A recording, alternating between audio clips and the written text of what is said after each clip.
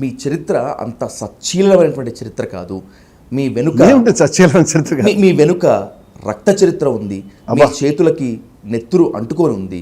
అదే నవీష్ మూర్తి హత్య. నవీష్ మూర్తి హత్యలో మీకు ఏ మాత్రం పాలు పంచుకోకపోవడం లేకపోయి ఉంటే, దాంట్లో మీరు ముద్దాయి కాకుండా పోయి ఉంటే జైలుకి ఎందుకు వెళ్ళేవారు? నేను ఒక విషయం చెప్తానండి. నేను జైలుకి వెళ్ళింది దాన్ని ఏమంటారంటే, నన్ను నిందితుడిగా పెట్టడం వల్ల, నిందితుడిగా దాన్ని ఏమంటారు అక్యూజ్డ్గా వెళ్ళాను తప్పితే కన్విక్టెడ్గా వెళ్ళలేదు. ఓకే, బెయిల్ వచ్చిన తర్వాత బయటకు వచ్చాను.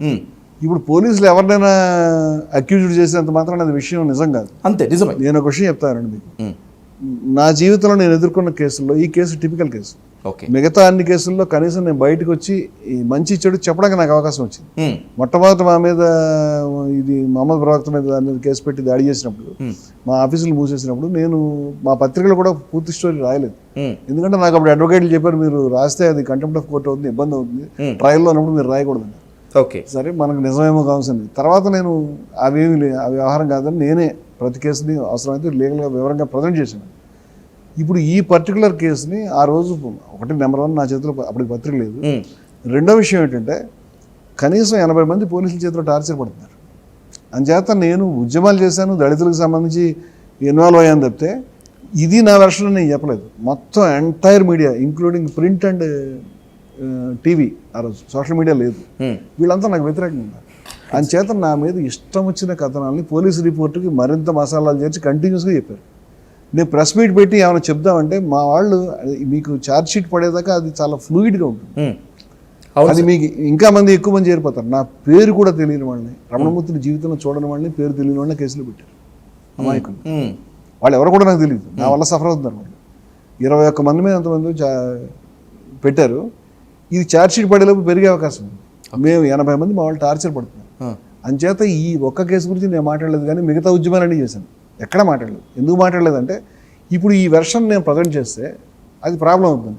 సుమారుగా ఒక 5 సంవత్సరాలు 6 సంవత్సరాలు ఎంత నాకు గుర్తులేదు, సిఐడి వాళ్ళ చేతిలో ఉంది.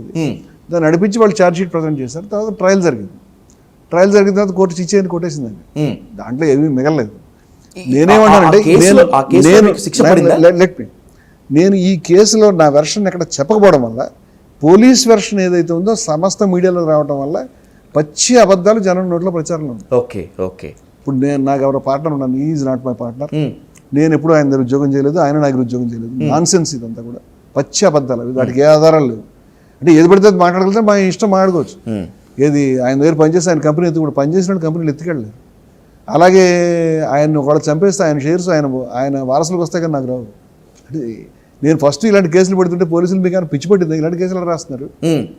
ఇప్పుడు వాడిని చంపితే వాడికి వస్తాయి కానీ నాకు రావు కదా. దీన్ని చూసి నవ్వుతారు కదా అని. నాతో అప్పుడు సిఐ గారు, అంటే I don't want to name him, Ramanamurthy నీకు పబ్లిక్కి అంత లీగల్ నాలెడ్జ్ కానీ అంత తెలివితేటలు కానీ లేవు, అలాగే రాస్తారు, మాకు అలా రాయమని చెప్పారు, అలాగే స్టోరీ రాస్తున్నాం మేము అని చెప్పాడు. నేను దాన్ని ఎవరు నమ్మడనుకున్నాను, బయట దాన్ని వాళ్ళు కూడా చెప్తున్నారు. చాలా ఆశ్చర్యంగా ఉంది విషయం. ఇప్పుడు అది దానికి ఏ ఆధారాలు లేవు, మేము నిర్దోషులుగా బయటికి విడుదలయ్యాము. ఇవాళ కాదు, ఆ రోజు.